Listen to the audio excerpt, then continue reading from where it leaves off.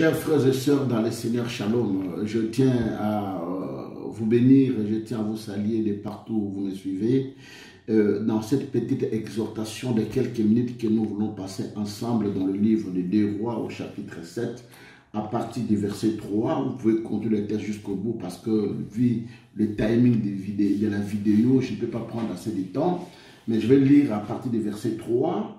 Il y avait à l'entrée de la porte 4 lépreux qui se dirent l'un à l'autre: quoi, resterons-nous ici jusqu'à ce que nous mourions?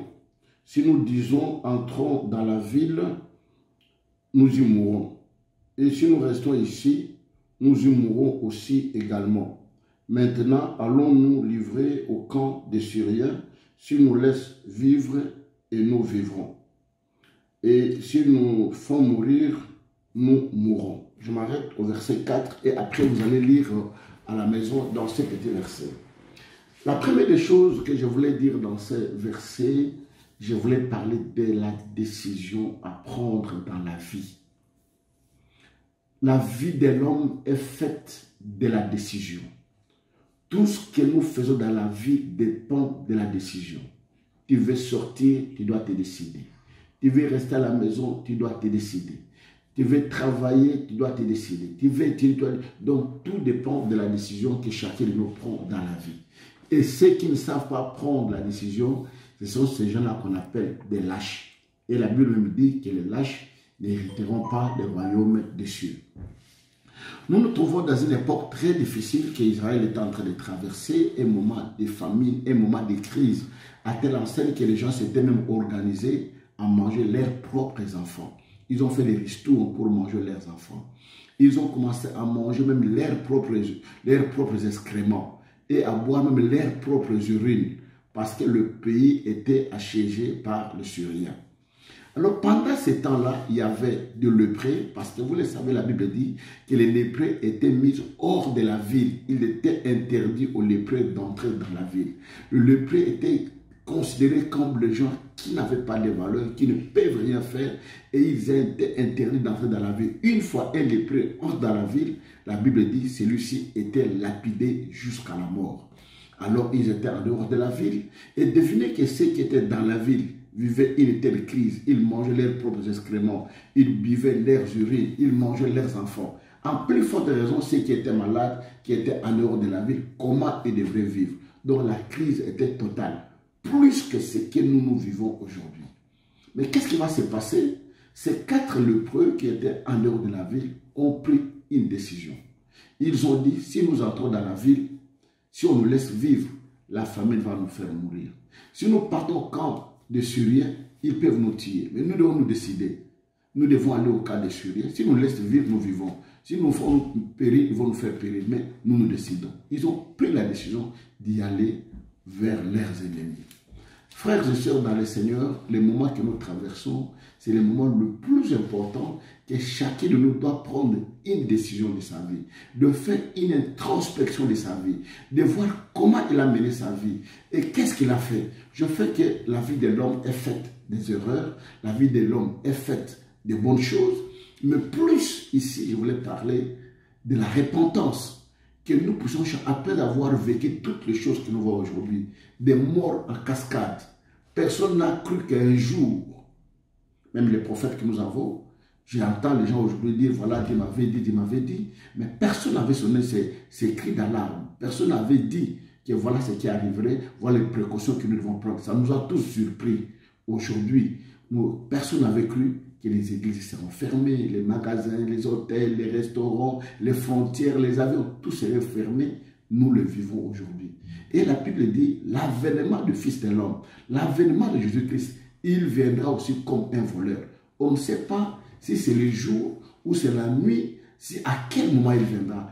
Personne ne le sait, si ce n'est que le Père seul. D'où nous devons commencer à nous préparer maintenant. Après ces confinements, je ne pense pas que chacun de nous marcherait encore comme il marchait avant. Chacun de nous ferait encore les choses comme il le faisait avant. Parce que tout doit changer. Il y aura un ordre nouveau dans le monde, un nouvel ordre qui va se manifester à travers le monde, sur le plan économique, sur le plan social, sur le plan sanitaire, sur le plan éducatif, dans tous les domaines de la vie. Et pourquoi l'Église doit rester la même? Non, l'Église aussi doit s'adapter à la situation en voyant qu'est-ce que je fais qui n'a pas plu à Dieu, et maintenant qu'est-ce que je dois faire pour plaire à Dieu. Et si Christ venait pendant ce temps-là, où serais-je maintenant? Mais ces gens-là ont pris la décision, ils ont dit, nous allons au camp des Syriens. La Bible dit, à leur approche du camp des Syriens, la Bible dit, les Syriens ont entendu comme des bruits de chars et de chevaux, ils ont fui, ils ont tout laissé. Et quand ils sont arrivés, ils ont vu la nourriture, de l'argent, de l'or, ils ont mangé, ils ont bu, mais ils ont dit, ce que nous faisons, ce n'est pas bon, allons dire au roi. Qu'est-ce que je voulais dire par là? Parce que je suis en train d'aller très vite par rapport au temps. Je voulais dire que toi qui connais le Seigneur, tu as cette bonne nouvelle, ne la garde pas pour toi, partage aux autres. Parce que toi qui m'écoutes, tu es peut-être le Joseph de ta famille, tu es le Moïse de ta famille, tu es l'Esther de ta famille. Tu dois te décider d'annoncer la parole de Dieu à ta famille. Et c'est le moment de leur dire que Christ revient bientôt. Ces 4 lépreux étaient des hommes sans valeur, mais ce sont ceux-là qui ont sauvé toute une nation. Et peut-être à travers toi, tu peux sauver le Congo, tu peux sauver des milliers d'âmes, tu peux sauver ta famille. Ne te laisse pas dire, moi je n'ai rien, je ne pourrais rien faire, mais tu as quelque chose à faire parce que tu as la parole de Dieu dans ta bouche. Lève-toi. Même si les gens t'insultent, même si les gens se moquent de toi, nous ne serons pas les premiers pour qui les gens vont dire de n'importe quoi. Qu'est-ce qu'on n'a pas dit de Jésus-Christ? Il est temps que l'ennemi se lève pour affaiblir l'Église, pour affaiblir les enfants de Dieu. Mais nous devons nous lever parce que nous avons la force, nous avons la puissance, nous avons ce que le monde n'en a pas. Et la Bible dit, rien ne peut nous séparer de l'amour de Dieu, ni les insultes, ni les moqueries, ni tout ce que les gens peuvent dire. Nous devons être sereins avec le Seigneur. Voilà pourquoi j'exhorte les enfants de Dieu. Peut-être qu'ils traversent à ce moment où je parle, le moment difficile. Tu n'as rien à manger, tu n'as rien à boire, tu n'as pas de vêtements, tu n'as pas payé les loyers. Mais laisse-moi te dire une chose. Même si les gens te secouent, même si les gens te disent que ton Dieu t'a abandonné, Dieu ne t'a pas abandonné. Dieu agira à son temps. Et il viendra toujours au moment favorable. Dieu veut toujours agir à ce moment-là pour que les gens sachent que ça, c'est la main de Dieu. C'est Dieu qui a agi. C'est Dieu qui a manifesté. Parce que je suis en train de voir la main de Dieu, chers frères et sœurs, vous me suivez à partir de l'Afrique. Quand je vois des dizaines de milliers de morts à cause de cette pandémie et qui sont organisés, qui ont de grandes structures, mais ils n'ont pas pu arrêter cette pandémie. En plus forte raison, si cette pandémie arrivait avec une telle ampleur en Afrique, ça serait catastrophique. Et c'est par là, je dis que en Afrique, nous avons Dieu. Au Congo, nous avons Dieu. Parce que quand je vois la proximité des gens, comment les gens se réunissent dans des trains, dans des bus, dans des marchés, dans des écoles, dans nos familles, où on trouve 20 portes de locataires, vous utilisez une seule toilette, une seule douche, et que Dieu est en train de nous épargner de toutes ces choses pour dire que Dieu est au Congo. Chers frères et sœurs dans le Seigneur, aux États-Unis aujourd'hui, on se compte des centaines de milliers de morts. On a déjà plus de 100 000 morts. En France, plus de 26 000 morts. Mais devinez en Afrique, ça serait comment si ce n'était pas Dieu? Même les gens, où est votre Dieu? Mais notre Dieu est là. Dieu nous épargne, Dieu nous garde. Soyez sereins, continuez à prier, continuez à chercher la face de Dieu. Dieu sera avec nous et nous sortirons vainqueurs, nous et nos familles. La Bible dit, crois au Seigneur Jésus-Christ et tu seras sauvé, toi et toute ta famille. Comme toi tu es sauvé, ta famille sera sauvée. Comme Dieu te garde, il gardera aussi ta famille. Et rien ne t'arrivera, Dieu t'épargnera. Même si 1000 tombent de la main droite, 10 000 de la main gauche, toi, la flèche ne t'atteindra jamais. Parce que Dieu te gardera, Dieu te protégera. Parce que c'est toi qui éclatera, c'est toi qui étendra la gloire de Dieu, qui dira aux gens, Dieu est bon, Dieu est merveilleux. Voilà, chers frères et sœurs dans le Seigneur, il y a cette petite exhortation pour avoir des places dans nos cœurs, dans nos vies, dans nos maisons. Que Dieu vous bénisse et nous allons prier. Dieu Tout-Puissant, éternel des armées, je te prie que tu étends ta main parce que le temps est arrivé où ton peuple est dans l'arche maintenant. Il y a cette déluge qui est tenté d'abattre à travers le monde.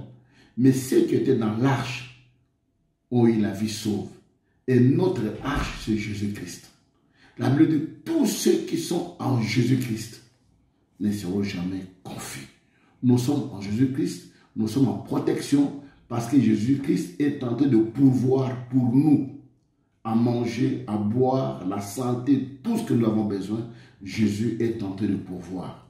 Voilà pourquoi, chers frères, que tu sois serein, que Dieu te garde, qu'il garde ta famille, qu'il garde tes enfants, ne te lâche jamais.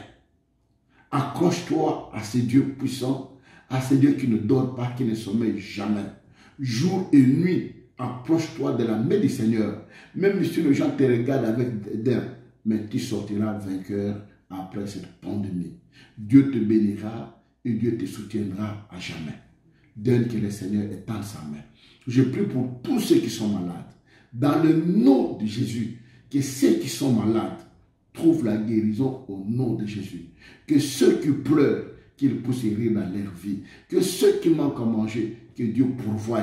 C'est Dieu-là qui a pourvu pour les enfants d'Israël dans le désert, où il n'y avait point d'eau, il n'y avait point de nourriture.